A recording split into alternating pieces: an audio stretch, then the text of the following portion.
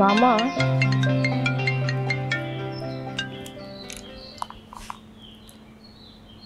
জি মামা। আমার মনের ফুলদানিতে রাখো তোমার মন। কিরে, তোর হবু বর বলে ভীষণ ভালো গান গায়, তা কি ভেবেছিস আমার ভাগ্নিকে রেখে তোর বিয়ে হয়ে যাবে আর আমি সেটা মেনে নিব? মামা তুমি এসব কি বলছো? আমার ভাগ্নিকে বঞ্চিত করে তুই সুখে থাকবি, এটা আমি কোনোদিনও হতে দিব না। মামা, আমি এখন ফোনটা রাখবি?